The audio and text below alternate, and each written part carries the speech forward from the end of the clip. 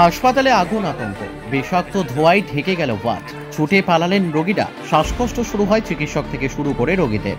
হাসপাতালের পাশে আবর্জনার স্তূপ থেকে আগুন, ব্যাপক চাঞ্চল্য। দমকল আসার পর নিয়ন্ত্রণে পরিস্থিতি। হাসপাতালে আগুন, আতঙ্ক, ধোঁয়ায় ঢেকে গেল ওয়ার্ড। আতঙ্কে ছুটে পালাতে শুরু করলেন রোগীরা।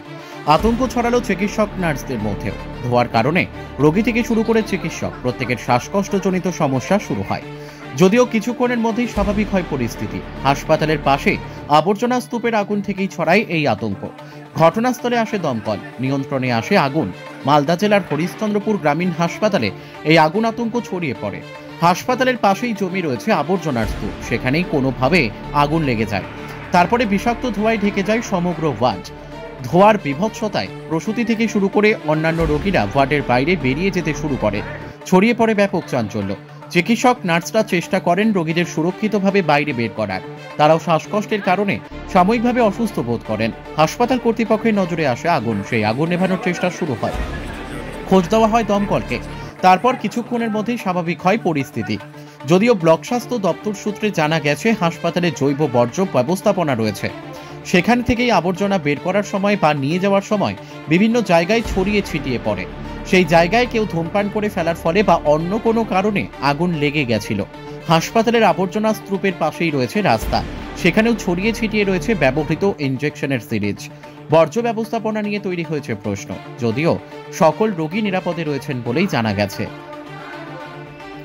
মালদার হরিশ্চন্দ্রপুর থেকে শফিকুল আলমের রিপোর্ট, এস নিউজ বাংলা। এখানে ধোঁয়া ধোঁয়া হয়ে গেছিল, কি কি মানে কিভাবে লাগলো আগুনটা? ওখানে পুরা জ্বলা ছিল, মানে নোংরা আবর্জনা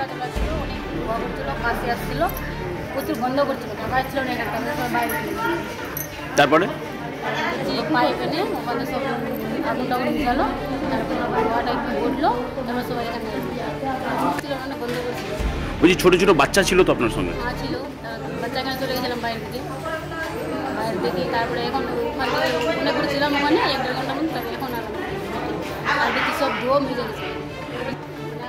আজিব জ্বালা ছিল, বন্ধ রাখছে, দমটা বন্ধ হয়ে তারপরে চলে গেছিলাম। কেউ কিছু মানে জ্বালাচ্ছে, আন্ডা গান্ডা প্রচুর বন্ধ করছিল, অন্ধকার হয়ে গেছিল। সব মানুষ এখানকার চলে গেছিলো, কেউ ছিল এখানে আর কেউ চলে গেছিলো। যারা থাকতে পারে গেছিলো না, সময় চলে গেছিলো। পাইপ আসলে জলে আগুন। আচ্ছা, হাসিদা বাড়ি কোথায়? হাসপাতালে কি হয়েছিল, কি নিয়ে ধোঁয়াটা কোথা থেকে আসলো? এই ধোঁয়াটা দুনিয়াটা বাহারে, দুনিয়াটা আসলো বাহারি, আর কে কিছু করলো না করলো ওই জন্য দুনিয়াটা ভিতরে আসলো। সবাই হসপিটালে সরে ভাগে গেল, বাচ্চা নিয়ে সবাই বাহার চলে গেল। ওই ছোট ছোট বাচ্চা ছিল নাকি? সবাই ছোট ছোট বাচ্চা আছে, সবাই স্পেশাল থেকে। আচ্ছা, হাসপাতালেই হয়েছে? হ্যাঁ, হসপিটালে হয়েছে, এখানে ভর্তি ছিল। হ্যাঁ, আমিও তো ভর্তি আছি। আগুন বুঝলো, মাঙালে দমকল মাঙালে, দমকল মাঙায় বুঝালো, বন্ধ হয়েছিল। নিঃশ্বাস নিতে অসুবিধা হচ্ছিল? হ্যাঁ। আপনারা কি বাইরে চলে গেছিলেন? সবাই হসপিটালে সবাই চলে গেছে। পিছে হাসপাতালের পিছনে যে আবর্জনা স্তূপ আছে ওখানে? হ্যাঁ। আচ্ছা, আগুন বুঝে গেল, সবাই সবাই আসলো এখানে। আমার কষ্ট হয়েছিল, তো ভয় লাগবে না। কি নাম আপনার?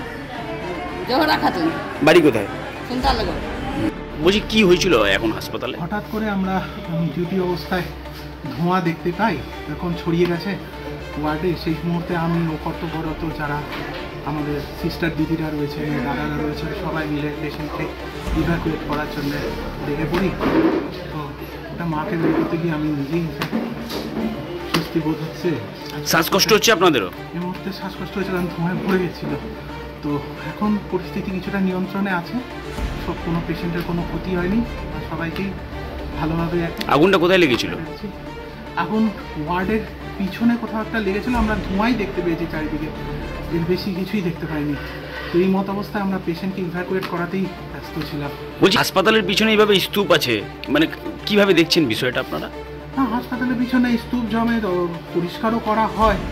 তো রীতিমতো হয়তো খবর টবরও দেওয়া হয়েছে আমাদের উপর বিভাগের বিষয়ে, এ ব্যাপারে আরও হয়তো আপনাদেরকে বিস্তারিতভাবে বলতে পারি। দমকল এসেছিল? দমকলেও ফোন করা হয়েছিল, কিন্তু মানে আশা করি দমকলের লোক এসে দেখেও গেছে বিষয়টা, কারণ দিদিরা ছিলেন, আরও ছিলেন, আমি নিজেই অসুস্থ এই মুহূর্তে এখানটায় ছিলাম। সবারই কি শ্বাসকষ্ট হচ্ছে আপনাদের? আমাদের দিদি আর দাদাদের মধ্যে এক দুজনের হয়েছিল, আর আমার একটু হয়েছিল। আচ্ছা, তো এখন পরিস্থিতি সব ঠিক আছে, তাও আমরা চেষ্টা করি সব পেশেন্টকে বের করে যতটা ভাবে তাদেরকে আগে রক্ষা করা যায়। বলছি না, পেশেন্টরা সব বাইরে ছিল, তবে আস্তে আস্তে সবাইকে আবার ঢোকানো হয়েছে, পরিস্থিতি কিছুটা নিয়ন্ত্রণে এনে তাদেরকে আবার ওয়ার্ডে ফিরিয়ে আনা হয়েছে। আবার এটা স্নেহাশিস দত্ত। বলছি হাসপাতাল চত্বরে ধোঁয়া ধোঁয়া হয়ে গেছিলো, আর এমনকি রোগীরা বাইরেও চলে গেছিলো, গর্ভবতী মহিলারাও ছিল, অনেকে শ্বাসকষ্টে ভুগছে অনেকে নাকি, কি বলবেন, কি হয়েছিল? হসপিটালের পেছন দিকে আমাদের ওই বায়োমেডিক্যাল ওয়েস্টেজের রুম রয়েছে, যে রুমটার মধ্যে আমাদের হয়তো হসপিটালে যে সমস্ত গার্বেজগুলো হচ্ছে, ঠিক আছে, বিভিন্ন ডিপার্টমেন্ট বিভিন্ন জায়গা থেকে সেগুলো রাখা হয়। আমাদের নির্দিষ্ট সময়ে আমাদের গাড়ি, যারা বায়োমেডিক্যাল ওয়েস্ট ম্যানেজমেন্টের জন্য যারা আছেন এন্টাইটেলড, তারা গাড়ি নিয়ে আসেন এবং সেগুলো কালেকশন করে তারা এখান থেকে নিয়ে চলে যান। তারপরেও কিছু হয়তো গার্বেজ হয়তো স্টক হয়ে যায় বা কি জমে থেকে যায় কখনো কখনো অল্প স্বল্প। তো ওই পেছন দিকে হয়তো একটা বিশেষ এরিয়াতে হয়তো কিছু জিনিসপত্র জমেছিল, কেউ বা কারা হয়তো কেউ হয়তো স্মোক করেছিলেন, করেছে বিড়ির টুকরোই হোক বা সিগারেটের টুকরোই হোক, হয়তো কোনোভাবে সেখানে পড়ে গিয়ে একটা কন্টামিনেশন হয়েছিল, গিয়ে হয়তো একটা ধোঁয়া সৃষ্টি হয়েছিল।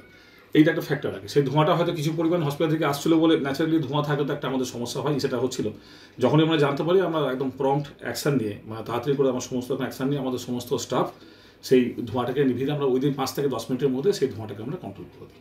আমাদের যেমন হয় আর কি, সবার ক্ষেত্রেই হয়, ধোঁয়া থাকলে হয়। প্রাথমিকভাবে ধোঁয়াটা যখন স্প্রেড করছিল প্রাথমিকভাবে সমস্যা হচ্ছিল, কিন্তু উইদিন 5 থেকে 10 মিনিটের মধ্যে আমরা ওটাকে কন্ট্রোল করে দিই। বলছি হাসপাতালের পিছনে স্তূপ রয়েছে আবর্জনা, তো সেটার কি কোনো ব্যবস্থা? বায়োমেডিক্যাল ওয়েস্টেজ রুম আছে আমাদের, ওখানে বায়োমেডিক্যাল ওয়েস্টেজ কিন্তু রুম দেখা যাচ্ছে যে রাস্তার আশেপাশে ছড়িয়ে ছিটিয়ে রয়েছে। কিছু আছে যেখানে ফেলতে কিছু নোংরা যখন ওখানে স্টক করা হয়, ওই রুমগুলোতে নোংরা স্টক করা হয়, হয়তো স্টক করতে যাওয়ার পথে কিছু নোংরা হয়তো থেকে যেতে পারে, সেটা হতে পারে, সেটা খুবই সামান্য। ম্যাক্সিমাম নোংরাটাই হয়তো ওই আপনার বায়োমেডিক্যাল ওয়েস্ট রুমে রাখা হয় এবং সেখান থেকে যে কোম্পানি আমাদের সঙ্গে এন্টাইটেল আছে সেই নোংরাগুলো কালেকশন করার জন্য তারা নির্দিষ্ট টাইমে এসে সেই নোংরাগুলো কালেকশন করে নিয়ে চলে যায়। কিন্তু সেখানে দেখা যাচ্ছে যে পাশে একটা রাস্তা রয়েছে, সেই রাস্তার ধারেও কিন্তু সিরিঞ্জ পড়ে থাকতে দেখা যাচ্ছে, আরও বিভিন্ন মানে সেটা হওয়ার কথা না, সেটা আমরা দেখে নিচ্ছি ওটা কী ব্যাপার আছে। আর এটাও ঠিক যে ওই আপনার ওই বায়োমেডিক্যাল ওয়েস্ট রুম আমাদের লক রয়েছে, যদি আমরা লক করে রাখি ওটা, তারপরেও যদি কোনো জায়গায় কোনো ক্ষেত্রে এদিক ওদিক হয়, তাহলে সেক্ষেত্রে অনেক সময় কুকুর বা বিড়াল কখনো কখনো কিছু নোংরা মুখে করে এদিক ওদিক ছড়িয়ে দেয়, সেটাও একটা কারণ বটে। হসপিটালে যদি পুরো এলাকায় যদি পাঁচিল দিয়ে ঘেরা থাকতো তাহলে এই সমস্যাটা অনেকটা সমাধান হতো হয়তো, ঠিক আছে।